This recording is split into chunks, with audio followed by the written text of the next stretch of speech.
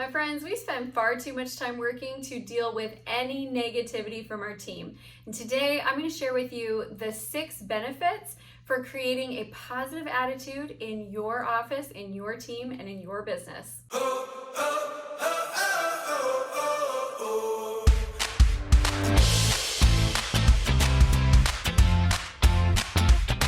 Hi, I'm Amy Walker. I am a client acquisition specialist, and my job is to help you find the simplest path to consistently finding your dream clients.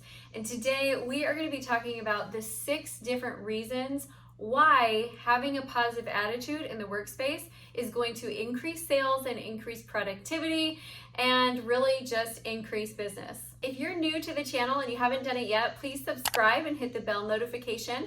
We release new content 3 times a week, and we'd love to see you around more. There's nothing that kills sales faster than a bad attitude. If your team is struggling to stay positive and to see the positive, or if you're struggling to be positive, then what's gonna happen is you can fake it as much as you want to, but it's still going to seep through to the clients. So here's what we're gonna do in this video today. First, I'm gonna share with you the science behind why you cannot fake it till you make it, and a positive attitude is harming your sales. The second thing that I'm going to do is go through with you the 6 different reasons why having a positive attitude is going to actually add to your bottom line, make you more profitable and more productive, besides just having fun. And then I'll give you a couple of tips for how you can shift the energy in your office if things have gotten maybe a little bit stinky, negative, nobody wants to come in, you all kind of dread each other secretly, but smile at the water cooler. So we're gonna go over that today, and I'm excited. So if you stay until the end, you're gonna have a pretty great formula in place. All right, first let's talk about the science behind attitude projection. So we can put on a smile and we can put on a happy voice, but there is so much of communication that is nonverbal. So when we look at communication, only about 7% of that whole pie is the actual words that we speak. Then you've got about 36% that is your tone of voice. So that means things like saying, "So grateful you came in today," versus, "I'm so grateful you came in today," versus, "I'm so grateful you came in today." It's going to portray a really different message. Now, words, we have an easy time controlling no matter what our attitude is. We've all practiced our words for a long time.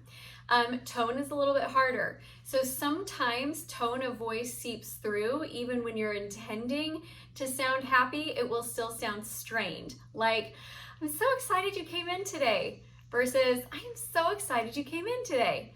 Like, there's a difference. There's just this little bit of strain, and that comes through in your tone of voice.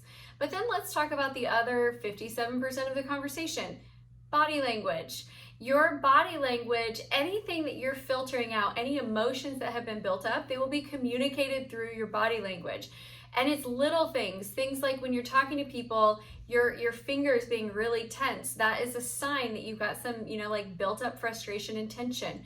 Or you'll see people use gestures like chopping gestures, or like pounding gestures, or like fist gestures, or, like this, like, we really need to be doing this thing. And so all of these gestures that you use, that will be showing your level of frustration. Now, I know not everybody is a certified body language expert in the world. That's cool. But we all pick up on the vibe. How many of you have ever had a conversation with someone on the team? You knew that they were feeling some negative energy towards you, and you didn't know why, and you couldn't pinpoint it, but you just picked up on the vibe. It's really important that we don't just fake a positive attitude in the office, but that we actually create a positive attitude so that we can have positive communication. All right, let's jump into our 6 benefits of having a positive attitude at work. Number 1, people are happier to come in, they have more energy, they are more productive, they produce better results. Think about the last time that you were happy and excited about what you were doing, and the last time that you were dreading the task. Which one did you accomplish better? Probably the one where you had a positive attitude. The second benefit to having a positive attitude at work is going to be that you're going to create a culture of trust and teamwork.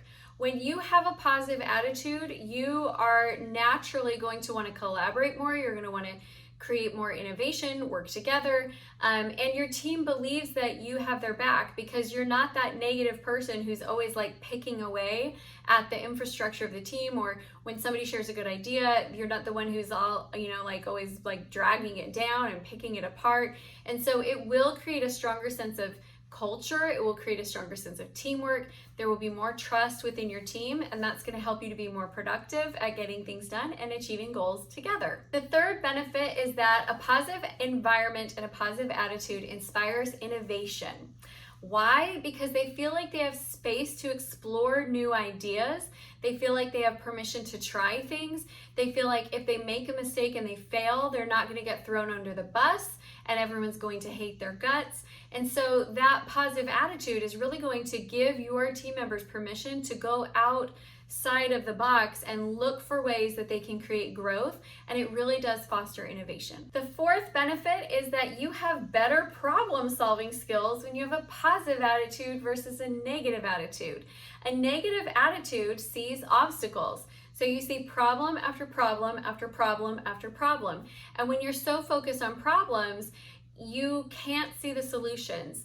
And in order to see solutions, you have to be looking in a positive mindset, to look at something and say, okay, here's a challenge. How are we going to get through this challenge? And to be able to see all of the possibility. Negative thinking limits possibility. And you basically take all of the options that are on the table and you narrow in on one or two that are undesirable. That's what negative thinking is. So when you have positive thinking, it opens you up to all of the other options that are on the table. So you can see, okay, here's a problem. This is one potential outcome, but what are all of the other positive outcomes that could come out of this situation? So you are just naturally in a better problem-solving state when you have a positive attitude. If your team has that, your team will as a whole be much better at solving problems as well. The fifth benefit is that you will keep your top talent for longer. Think about how expensive it is to find a new hire. You have to go through the process of posting the job, running ads to the job.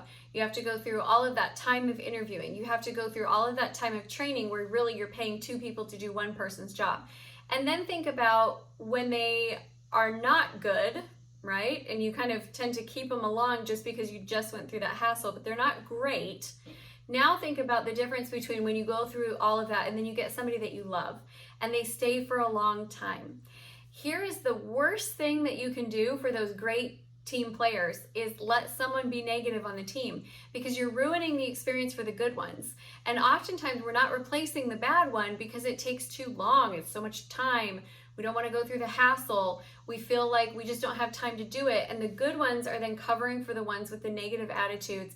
And their work environment is no longer protected. You have not created a safe and inviting environment that fosters collaboration and trust and teamwork when you have somebody on the team who's negative.